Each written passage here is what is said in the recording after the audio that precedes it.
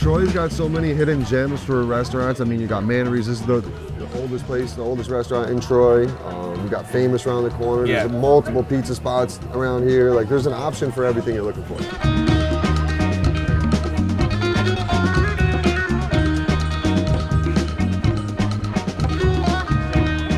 What is this? No way. What are these, cinnamon rolls? Muffins with yellow swirly. You've been coming here since you were a kid?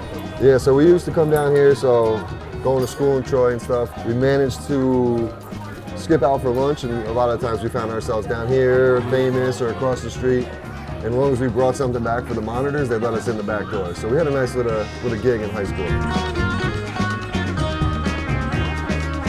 Going to here, Famous lunch, I'd just be like in paradise, bouncing back and forth That was with childhood, my people. man. That was childhood. Yeah. We'd come down here. Sundays, we used to play football up the road at Prospect Park. After the games, the team would come down here and grab something to eat. That's It so was great. sick. Or come before the game, something like that. So it was fun. I mean, it's perfect city. Look at the diversity in here and Yeah. everything else, you know? Troy's a different place, man. Oh wow! Holy Yeah. shit! And you put it on the flat top? Yeah. That's what I'm talking about. Thank you so much. Wow. That's why you come in with some cameras. Yeah, bring a couple cameras. They Yeah. start bringing you Good. some stuff. Please don't. So what drove you to like do your podcast like in the cannabis space, like with your unique thing? So, always wanted to start a podcast.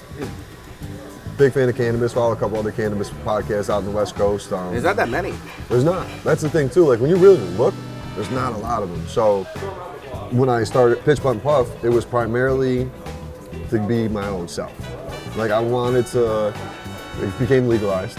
Everybody knew I was. Oh, that's Raj. He's got unique weed. Oh, Raj probably got it. You know, it was one of those things. Like I was always smoking, whatever the case may be. I was like, let me be myself here. And then one day I was on the golf course and I was gonna do, I'm a huge college football fan. I was gonna do a Miami Hurricanes podcast, a conspiracy podcast, or a golf podcast, Golf and Cannabis. And I was at golf the one day and I looked, and we're on the 18th hole, we're waiting for the last group to come in. There's 8 of us sitting there, 6 of the 8 were smoking a joint. Yeah, you're like, that makes I'm sense. like, this is what we do, man. This is Yeah. us, this is what's popping right now. Let's take advantage of it. So that's how the Pitch Putt Puff But that's began. legacy too. That's why like you were saying like you were the guy. Yep. There's a bunch of golf podcasts out there, but is there a golf and cannabis podcast out there? And that's where I kind of said, all right, let's do this, and jump the gun and put it all out there. Like I would have never, 6-7 years ago, bro, you wouldn't have caught me on camera smoking, none of that. Like I was behind the scenes, you know, low key as possible.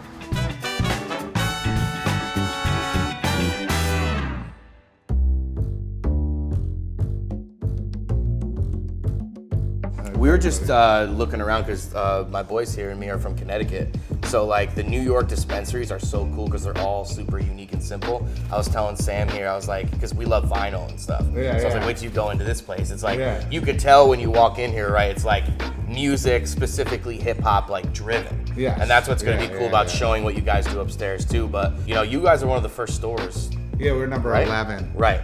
in the state. And so we grew up listening to hip hop, so that's why that's so much of a theme here. And there's multiple cultures inside the cannabis landscape. Yeah. There's like the grower, more hippie kind of farmer culture, and like the processors all seem to really have their shit together, but they're all very like growy and like, you know what I mean? And then the dispensary owners, because the first group of us that got our license, we were all like from the hood, like, because we all got arrested selling weed, and we were all that's hustlers. what they gave the license Right, to. that's who they gave the dispensary licenses to. So we were like, oh, okay, I have to do something to represent where I came from, and the part of cannabis that I grew up in, and that like rolling blunts and listening and doing fucking clam bakes in the car and driving around listening to hip hop and fucking on the corner selling dime bags. And so coming from the music side though, I understand